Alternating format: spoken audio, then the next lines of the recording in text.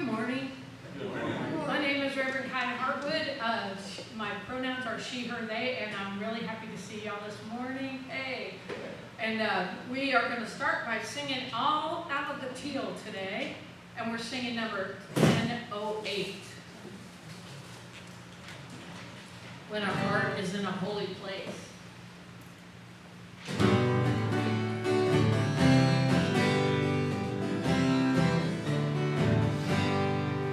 When our heart is in a holy place, when our heart is in a holy place, we are blessed with love and amazing grace. When our heart is in a holy place, when we trust the wisdom in each of us, every color, every creed and kind, and we see our faces in each other's eyes.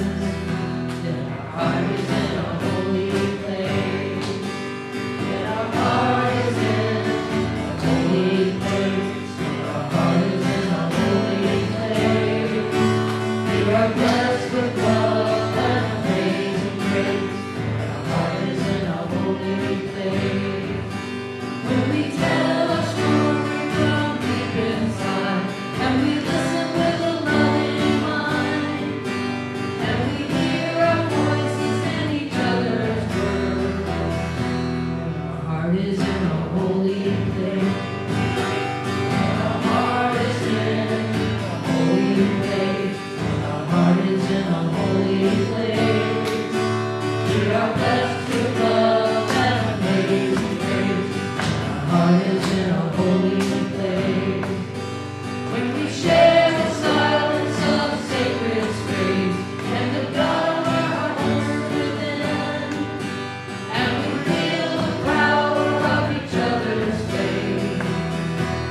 Our heart is in a holy place. Our heart is in a holy place. Our heart is in a holy place.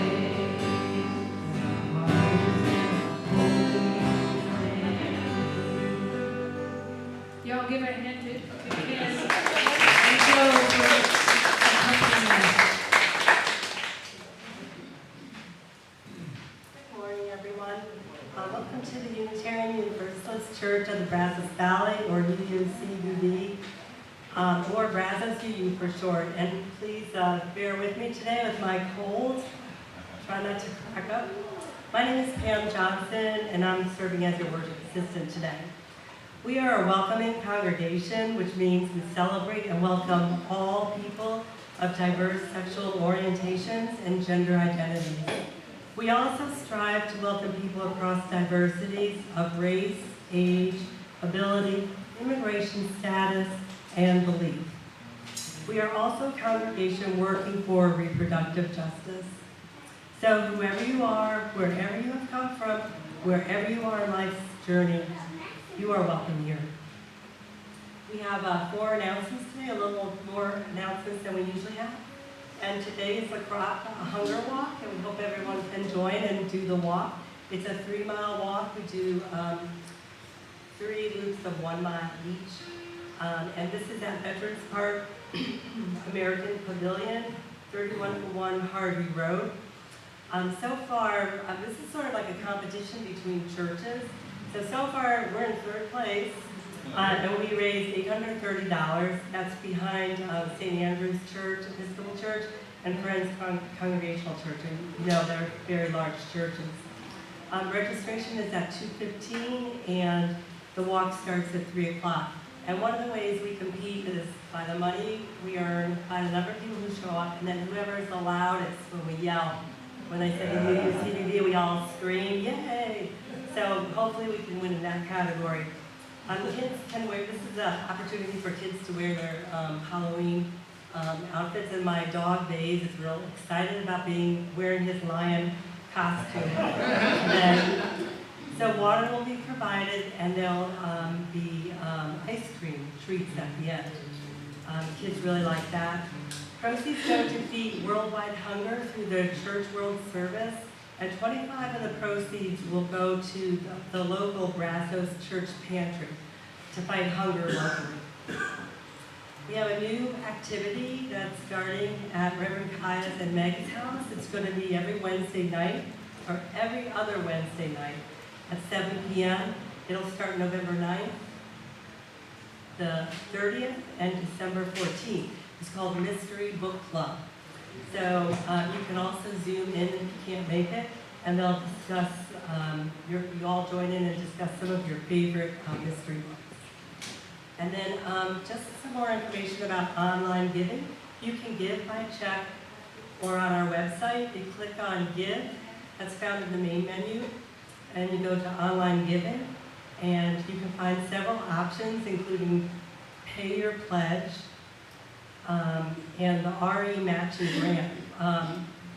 Rob McGeehan has offered to $20,000 for a matching grant to help support our RE, full-time RE director and the great RE program we have right now. And our last announcement is the biggest church fundraising is the football parking, and that's held by Bobby Presley. He's the one who runs it. There have been 4 or 5 people, I know Jay has been doing it, and John, I think, have been helping to park, but you know, they're needing more people to do that. You basically don't miss the football game. You come a couple hours before the game starts, and then you can direct traffic to park cars as closely as possible. So if you feel like you have the skills to do that, they would really like to have some more volunteers to do that. And it's on our Wellborn, the old location where our church was on Wellborn. There are 2 more games. One is November 19th and one is November 26th.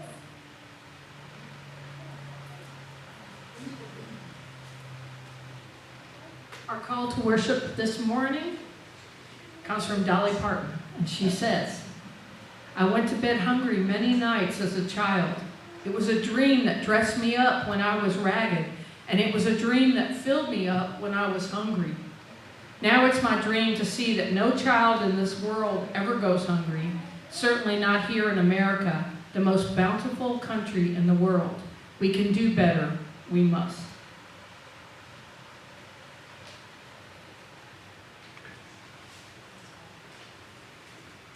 Now it's time for lighting our chalice, and so please say our chalice lighting with me. The words are up here on the wall. Thank you, John Faber. We light the chalice, the symbol of our Unitarian Universalist faith, as a beacon of hope for all who seek justice, dignity, and compassion, and in celebration of the life of truth and meaning we share together. And now, please join in saying our affirmation statement. Love is the spirit of this church, and service is its guide. This is our great covenant, to dwell together in peace, to seek the truth in love, and to help one another.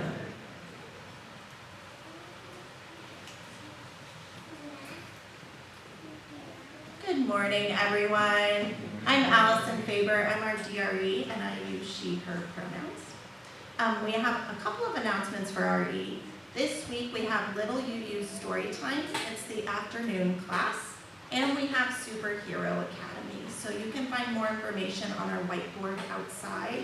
I'm going to try and start writing down our schedule of the week every week so we can find it on our whiteboard and all be on the same page. So today our time for all ages is called Home, and it's by Tanya Lippert.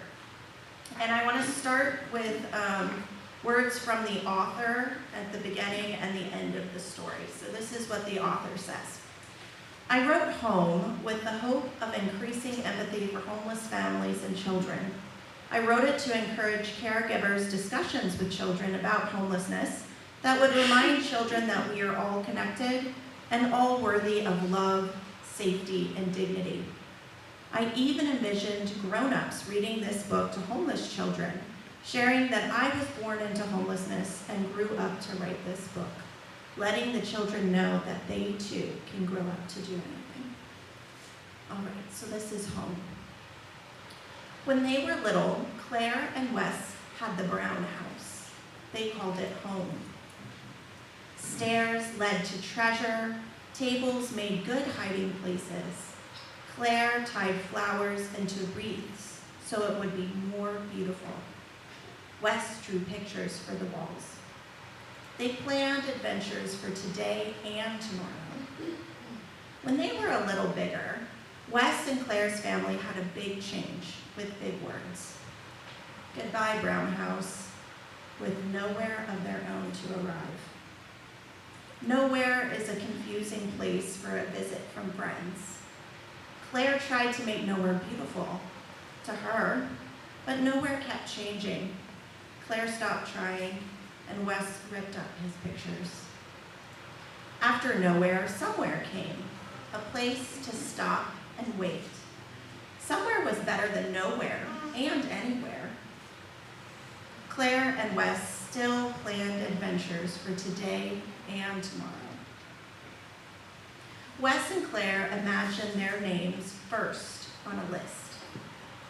The leaves changed colors. Claire and Wes followed their swirling and twisting to school. Claire played make-believe games with her friends, and Wes raced with his. Both kept the shelter a secret at first. Claire worried her friends would worry. Wes worried his friends would forget that even though he had no house, he was still Wes. When the nights were lines and strangers, Claire and Wes found comfort where things made sense, where the answers were easy. Even when kids asked about things that made no sense and the answers were hard. How come you live there? Are you poor? Do your mom and dad work? The questions kept Wes and Claire from pretending nothing was lost and helped them remember that what would always be with them wherever they were. When they moved into the blue house, Claire and Wes learned that some things never go away and that what you can count on most is love and each other. Soon, when the time of the big change seemed long ago, Wes and Claire danced inside a strong, warm, and bright house. Claire tied flowers into wreaths. Wes drew pictures for the walls. They planned adventures for today and tomorrow. But they never forgot what it was like to be nowhere, somewhere, or anywhere. And I'll close with this note from the author. When talking to children about homelessness, be honest about its causes. Research indicates that the leading causes are poverty, insufficient income, combined with the lack of affordable housing. In other words, it comes down to money. Yes, there are some individuals who are homeless for other reasons. However, the reality is that the biggest factor is money, how little one has and how much homes cost. Rather than blaming homelessness on individuals, we do better to change its causes. Thank you. Now please join me in singing our kiddos out to RE.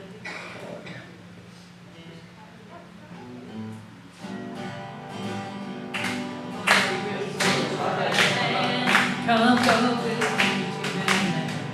Come go with me to that land where I'm bound. Come go with me to that land. Come go with me to that land. Come go with me to that land where I'm bound. Y'all, I was supposed to sing this little light of mine, but it's early. Good, I thought I messed up. No, it was me. I was like, whoa. You want to sing this light of mine? Yeah. Okay, go ahead. No, we're good. All right. We give thanks that we didn't go the. No, it wasn't you. Because we're like human beings and we make mistakes. So our reading comes from Bernie Glassman, who I'll tell you about later. He says, when we bear witness, when we become the situation, homelessness, poverty, illness, violence, death, the right action arises by itself. Roshi Bernie Glassman. Now we're supposed to sing, come go with me to that land, which you all have practiced. We give thanks as well. It's later. Oh, okay. Somehow this got out of order. All right, we're ready.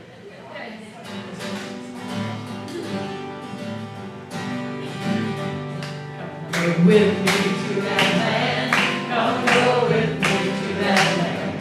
Come go with me to that land where I'm bound.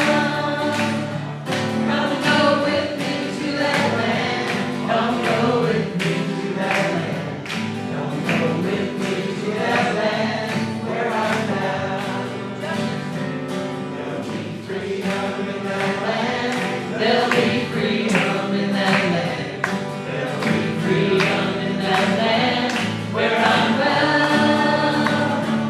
There'll be freedom in that land. There'll be freedom in that land.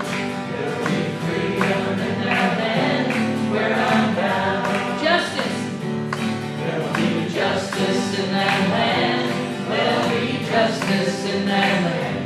There'll be justice in that land where I'm bound. There'll be justice in that land.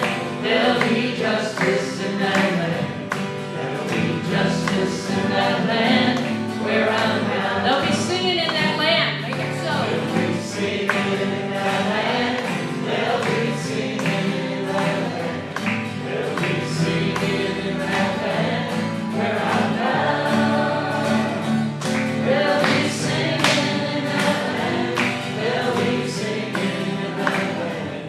They'll be singing in that land where I'm bound.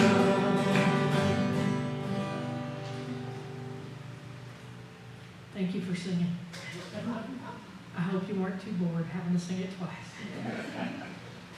Our joy, we take this moment and to reflect on our joys and sorrows and acknowledge the mutual support of our community. Please remember that our services are being recorded and available publicly. So if you need to moderate your message, consider that. Anybody have a joy or sorrow they would like to share with us? And I will take this off the stand.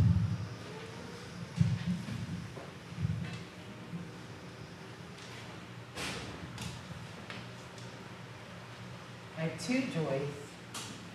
One is that on Tuesday, Kiya and I had a grandson born. He's in the neonatal intensive care. He was on time, but he's having little seizures, and they're not sure what's going on. So if you all pray in your fashion, send him some energy. But everybody seems to be doing fine, and nobody's that worried. The doctor aren't that worried. The parents are worried, and the grandparents are worried. And my other joy is that the minister of First UU Austin, Chris Jimerson, is here visiting, and his husband, Wayne Bartman. And it's just lovely to see them. Thank you, Meg. Come on, Ken.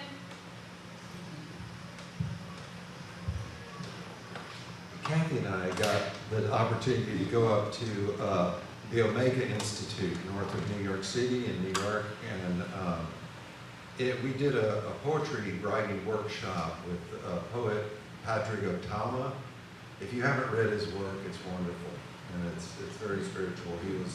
He studied ministry and was a chaplain and had all that kind of training. He's a marvelous poet. But anyway, one of the things that was great, I thought, here at a poetry thing up in New England, the chances of a Unitarian minister being here are pretty high.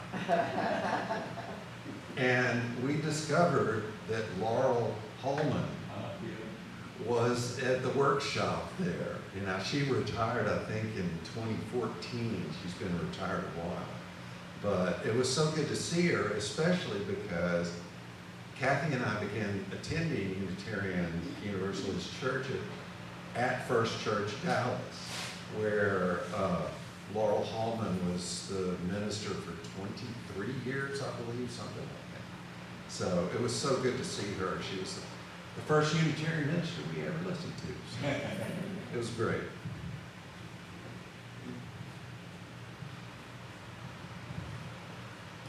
Our family is mourning the death of a good friend. Her life was taken by cancer earlier this week. we got to know her when our two boys were on the soccer pitch with her son over all their growing up years. She was on the sideline with us, rooting on the boys. She was a dear person. She had a lot of loss in her family, but she kept her spirits bright. Hello. Hi, I have a couple of joys. On October 28th, my brother's youngest son and his wife gave birth to their second child. Named her Penrose June, or Penny for short. It's kind of cute because their older daughter is named Lily May, so now they have May and June. The next day, October 29th, my sister's daughter gave birth to her second son, and they named him Zell Lewis. And again, just showing the creativity and the theme in our family, the older boy is named Eamon Clark, so now they have Lewis and Clark.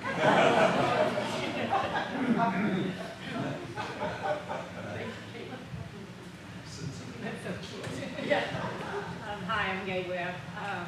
I have a couple of things. One is, a couple of weeks ago, I told you about my brother-in-law who was going in for a heart surgery, and he came out fine. He was released from ICU the day after. He was released from physical therapy the day after. He was discharged to the hotel because they're in Cleveland and they live in Oklahoma. And then he had another AFib and had to go back in for cardioversion, which worked fine, and now they're home, safe and sound at that house in a while. So praise. Second joy is that, sort of, is that I'm going to be traveling some, and I won't be at church the next 2 Sundays, which is sad. That's a concern I have. And another concern is that as the chalice keeper, I'm not going to be able to bring it. So I need a volunteer to take care of the chalice for the next 2 Sundays. Thank you. Anybody else have a joy or concern? I have a concern, although Maya Lazarus is not doing well with her therapy or radiation therapy was stopped because the cancer is spreading. So I hope that we can, she would like to see people, have people visit her, so I hope maybe we can do a, maybe get like a get together and have somebody go visit her once a week. I'll be seeing her Wednesday, and so I'll see if she's up to it for the next 6± months. Okay, thank you. Anybody else? We'll light this last one for all the unspoken joys and concerns. May we remember those who have spoken, those they have named, and those we hold in silence in our hearts. And now if you open your teal hymnal to 1010, we're going to sing We Give Thanks.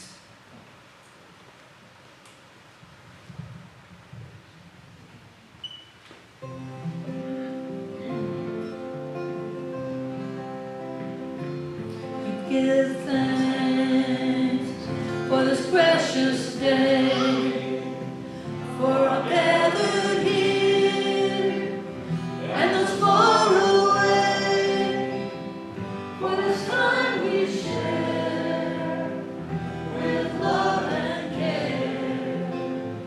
Oh, we give thanks for this precious day. Try one more time.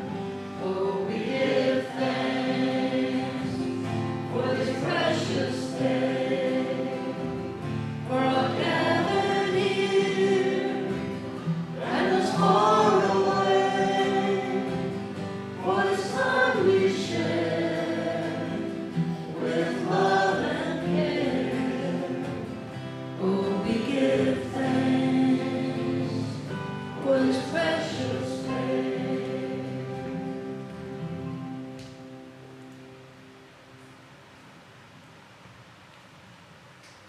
So, I thought this Sunday, well, our theme this month is change. And what would I like to change the most? And it being Crop Walk Day and getting close to Thanksgiving, I started thinking about homelessness and poverty. And of course, being a minister, you have to preach on these things that are so overwhelming. I just want y'all to know, I feel like I've been drowning in it all week, trying to think about it. So a lot of times, when I have a lot of questions about something and I don't know what to do, I just look up the definition. Now, the interesting thing about the definition of poor is that it means a couple things, right? Think about all the different meanings of poor. So, technically, it means lacking sufficient money to live at a standard considered comfortable or normal in a society. People who were too poor to afford a telephone or a laptop. But it also means an inferior quality, like you're less than. That combination is always going on, right? In all our different thinking. And we live in a Western society, so the worship of wealth is very important in capitalism, right? We're here, we're worshiping wealth. And there's sort of an implication that somebody who is poor has failed the test of succeeding in our society. But it's also supposedly a Christian or Judaic-based country. And if you're Judaic, if you're Jewish, then the idea of being wealthy is not, it doesn't have the same connotation as Christian idea of being wealthy. And then you have to kind of deal with the whole Puritan, I have had a note on this because I thought it was interesting. The Calvinist and Puritan theology sort of imply that God likes you better if you have money. Can I get a witness? Yes? Okay. So God likes you better if you have money, but why do people get in trouble? Why are people homeless? They don't have enough money. Why is that? Maybe they're wrong color. Maybe they're trans. Maybe they got kicked out of their house. Maybe they lost their job. Maybe predatory lenders got them and they lost their mortgage. They couldn't pay their mortgage. Or the rent kept going up. Those of you from Austin know the rents kept going up to the point it got cheaper for us to buy a house in Pflugerville than to live in Austin, where Meg had a job. So there's a lot of reasons why. Yes, people have addictions, they have all kinds of things going on. Now, this complicated relationship that we have as Americans with the whole idea of poverty and homelessness affects how we help people, right? Now, Jesus said there will always be poor among you. But is that what he meant? In Matthew? Is that what he meant? Because everything he did was, he wasn't poor, he was poor, he was raised poor.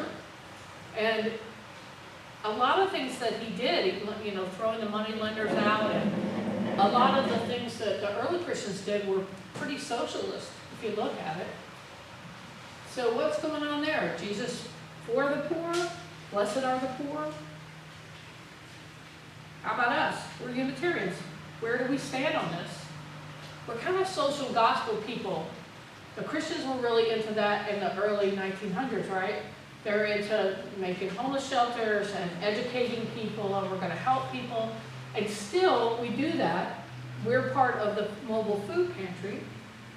We're helping people every fourth Saturday, although this month and next month it's the third Saturday.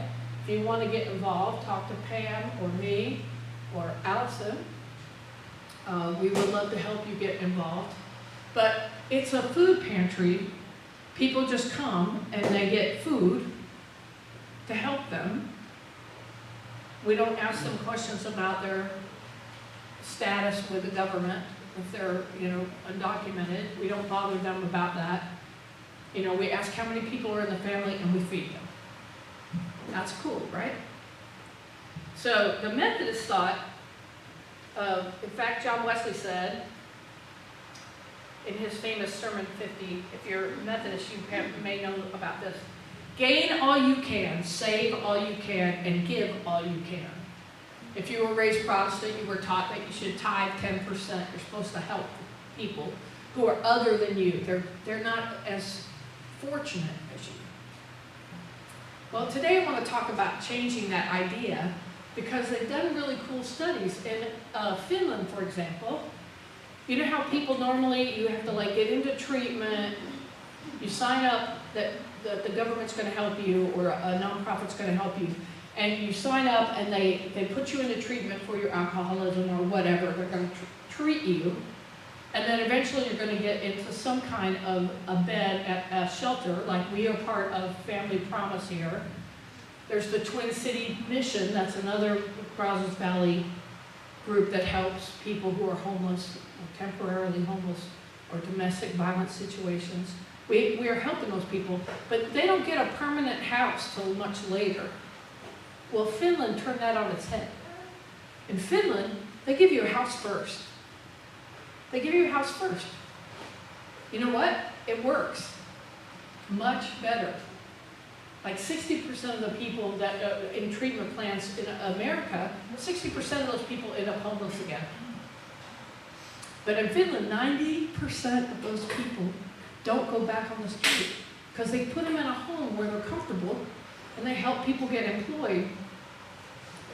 That's remarkable, isn't it? It's remarkable.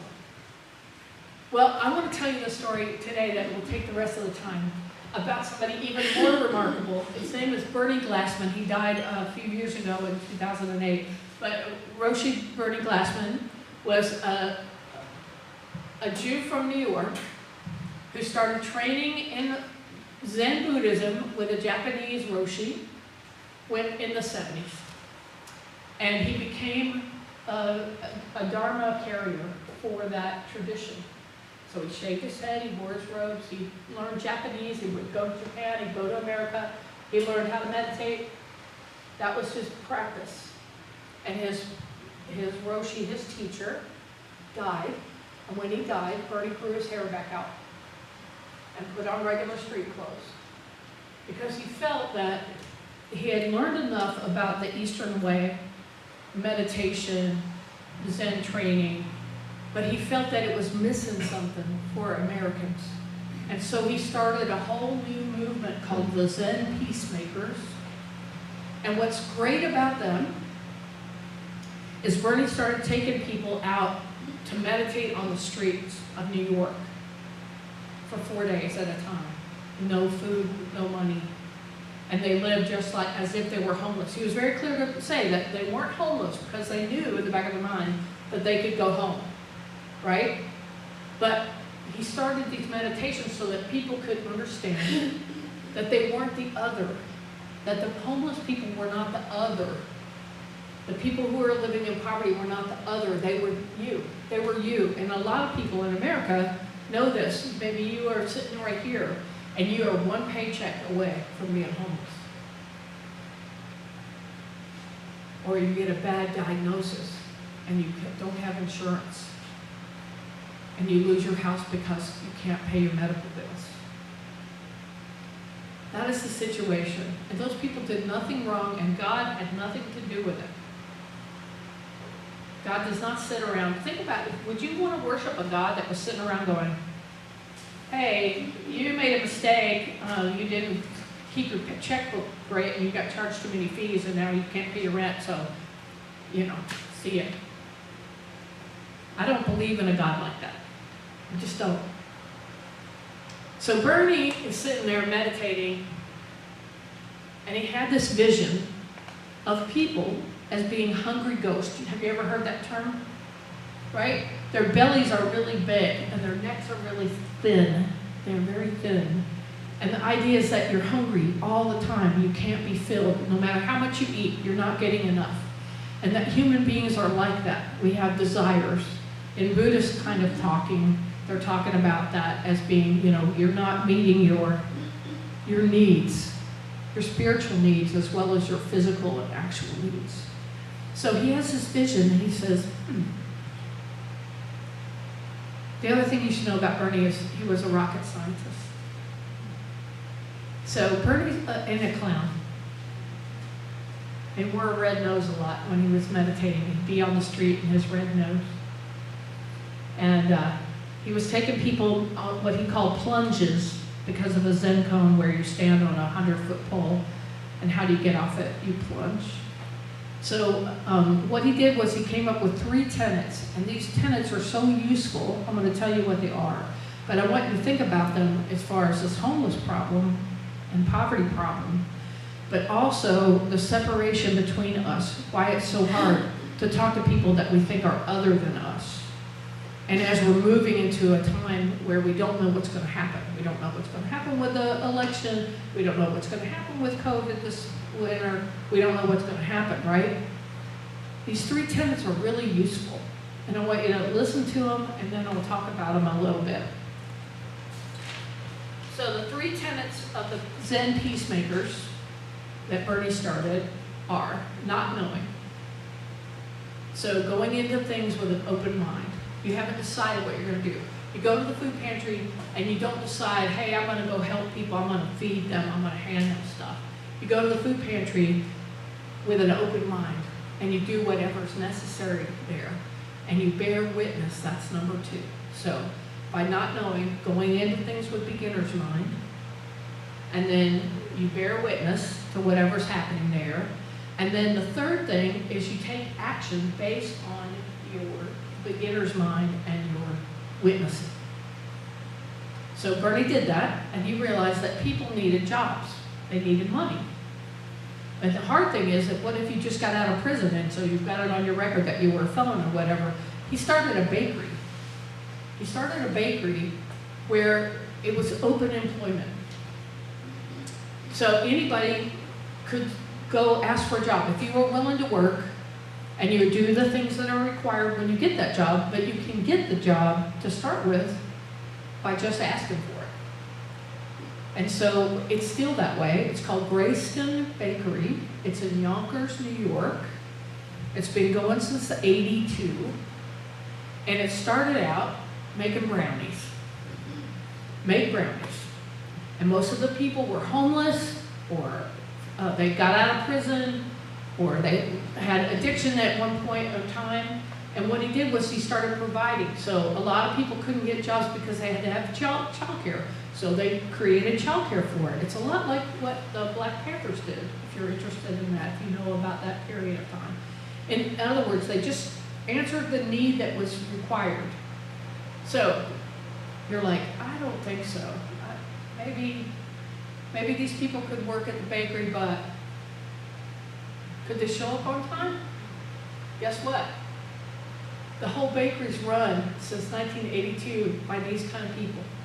And whenever there's an opening, if you're on the list, you're the next person, you get a chance at the job. Now you've got to show up, you got to do the work. Ben & Jerry's gave them a contract, and so when you eat any kind of Ben & Jerry's ice cream that has brownies in it, they come from Grayston Bakery. Isn't that cool? They have a building, they've got this old ravioli factory, and they fixed it up, and they made a meditation space on the top, and the second floor has offices, and the third floor does the childcare, and then down at the bottom is the bakery. And they've been going since 1982, and it's a for-profit bakery with nonprofit connections. So he just threw out all the rules of how you do nonprofit work or whatever, and just serve the need. So the 3 tenets. He's not done, y'all. So he starts his bakery and starts working. People start interviewing him and whatever. He starts a new Zen tradition called the Zen Peacemakers. It's international at this point. And they're still doing those plunges, those retreats on the street where people get to go and be immersed in what it's like to be the other, what it's like to be homeless in New York. Didn't stop there. Started doing it in Palestine and in Israel. Started doing it at Wounded Knee on the Pine Ridge Reservation. Started doing it at Auschwitz. So what the Zen Peacemakers are still doing, even though Bernie's died and passed on, his wife is still alive, Joan Halifax, if you've ever read any of her work, she was trained by Bertie Glassman. Anyway, he's been around a long time in Zen and Buddhism worlds, but it's socially active Buddhism. Kind of cool, right? They serve a need. So they started meditating on the train tracks in Auschwitz. They've been doing it for 23 years now. Amazing.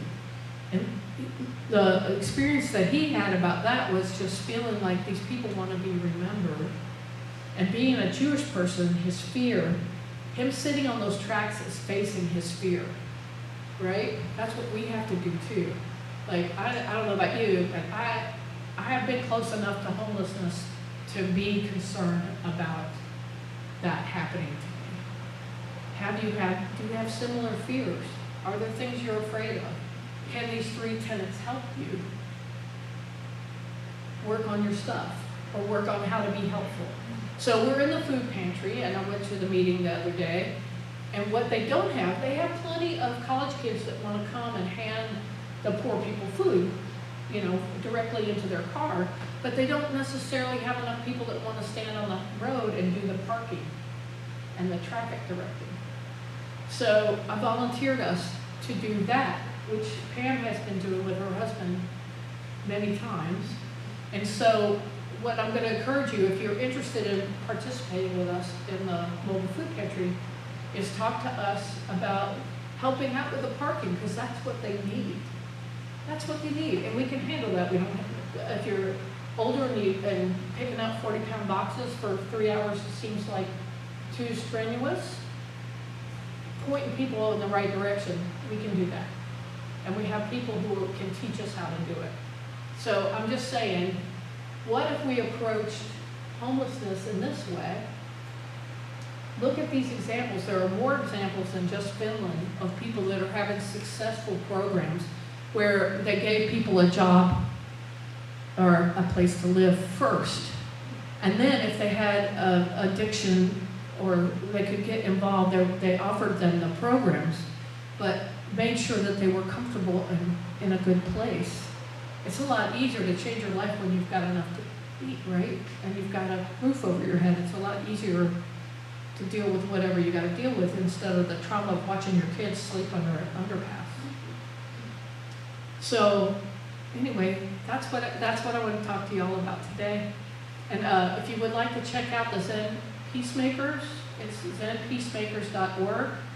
Find out more about them. They're international now. You do not have to be a Buddhist to get involved. Okay, thank you.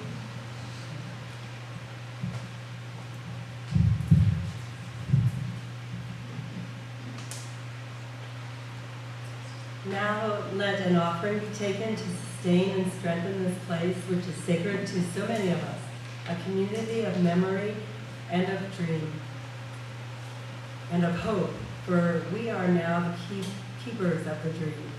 This church shares the proceeds of the offering plate donation every week to support important nonprofit organizations with which we work. This month, as Reverend Kiya was speaking, and through December, we will be splitting the plate with the Brazos Valley Mobile Food Pantry. So the Brazos Valley Food Bank began the Mobile Food Pantry program in 2008. What they do is they find areas of the community where there's inadequate access to nutritious foods, and it just seems like it's popping up everywhere, over and over again, and all these mobile food pantries coming up. And the goal is to bring fresh, frozen, and non-perishable food directly to these food deserts, so that the people have food that's nutritious and what is needed to maintain a healthy diet. The mobile food pantry occurs one Saturday per month at the Boys and Girls Clubs in Bryan. Please consider volunteering. We usually feed about 300 families, but this 4:30 this last Saturday. and this is, even just come over and see it, it's massive. It's, big trucks, a bunch of food, lots of people. Traffic is terrible. It's amazing though. So please consider donating to that. Thank you. Y'all, we're gonna sing Lean on Me, which is 1021. While we're doing this, I did not tell you, but I should tell you, that 9 people out of every 10,000 in Brazos Valley are homeless. And 20% of us are under the poverty line.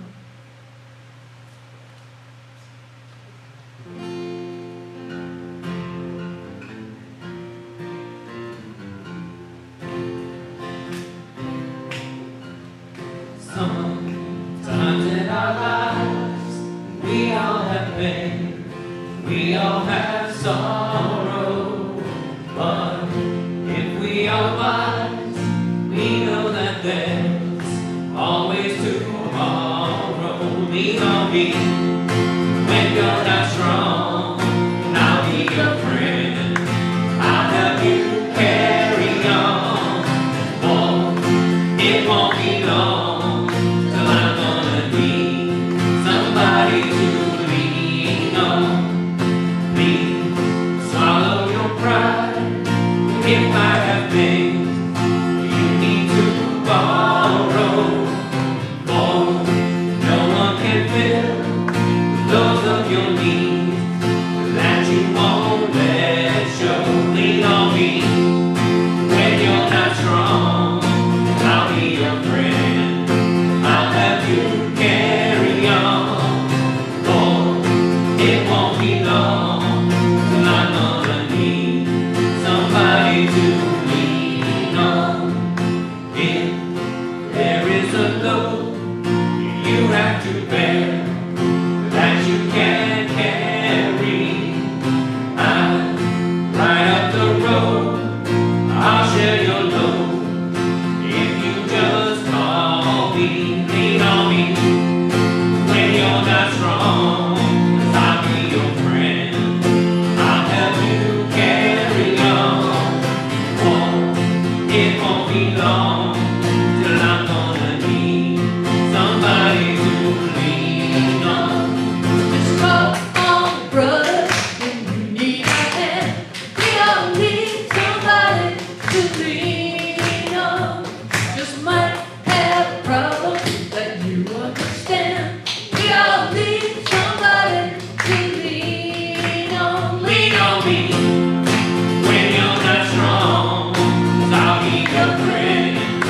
I'll help you carry on. Oh, it won't be long till I'm gonna need somebody to lean on. Somebody to lean on. Somebody to lean on.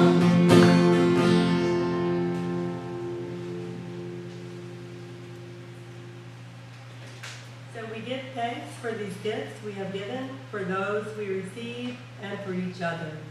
May your generosity return to you tenfold. So now, please join me in extinguishing the chalice.